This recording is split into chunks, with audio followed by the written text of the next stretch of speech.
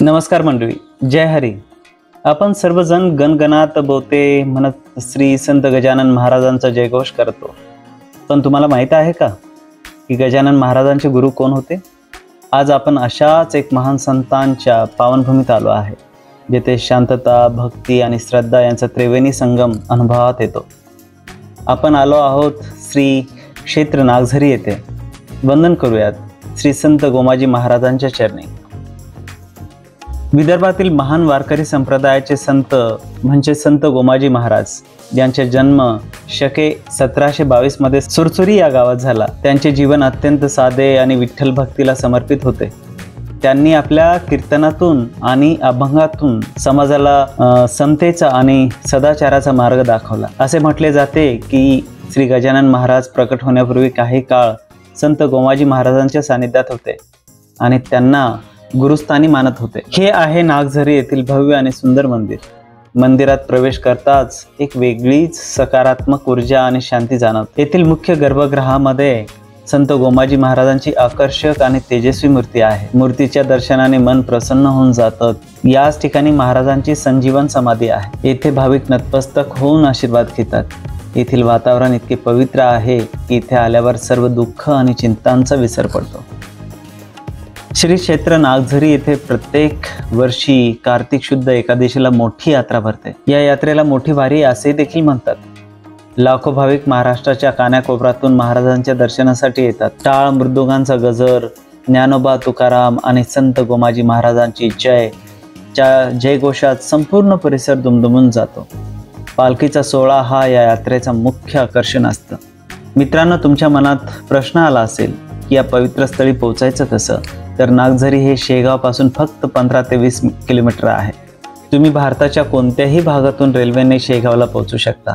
Shegaon railway स्टेशनवरून नागझरीसाठी खाजगी वाहने, जीप आणि ऑटो रिक्षा सहज उपलब्ध असते. तुम्ही स्वतःच्या वाहनाने आले की शेगावला पार्किंग आहे किंवा डायरेक्ट स्वतःच्या वाहनाने शेगावपासून नागझरीला जाऊ शकतात. समजा एखाद्या वेळेस तुम्ही शेगावला गेला आणि खूप गर्दी आहे, स्वामींच्या दर्शनासाठी बराच वेळ लागणार आहे, तर अशा वेळेस तुम्ही नागझरीला जाऊन परत येऊ शकता. शेगाव बसस्थानकावरून नागझरीसाठी बस आणि इतर वाहनांची देखील सोय केलेली असते. खाजगी वाहनाने येत असाल तर रस्ते अगदी व्यवस्थित आहेत. तुम्ही केव्हाही नागझरीला जाऊ शकतात. पण माझं एक म्हणणं आहे की शेगावला आले तर नागझरीला नक्कीच गेलं पाहिजे. शेगावला दर्शनासाठी येणारे भाविक केवळ अर्ध्या तासात नागझरीला पोहोचून श्री संत गोमाजी महाराजांचे आशीर्वाद घेऊ शकतात. येथे भाविकांसाठी निवासाची आणि भोजनाची उत्तम सोय करण्यात आलेली आहे. मंदिराच्या परिसरात तुम्हाला पूजेचे साहित्य आणि आवश्यक वस्तूंची दुकाने मिळतील. तर मंडळी, तुम्ही जेव्हाही शेगावला याल तेव्हा थोडा वेळ काढून श्री क्षेत्र नागझरीला नक्की भेट द्या. संत गोमाजी महाराजांच्या समाधीचे दर्शन घ्या आणि त्यांच्या कृपेचे पात्र व्हा.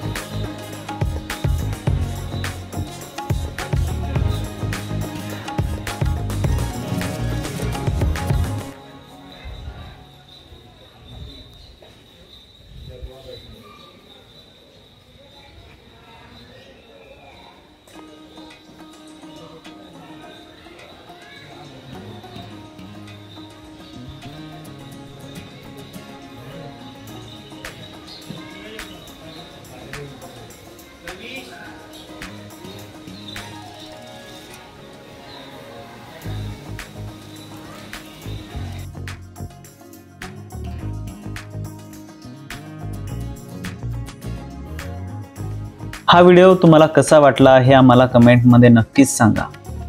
व्हिडिओ आवडल्यास लाईक करा, आपल्या मित्रपरिवारांसोबत शेअर करा आणि अशाच नवनवीन ठिकाणांची माहिती मिळवण्यासाठी आमच्या चॅनलला सबस्क्राईब करायला विसरू नका बरं का. पुन्हा भेटूयात एक नवीन व्हिडिओमध्ये. तोपर्यंत श्री संत गोमाजी महाराज की जय. जय हरी विठ्ठल.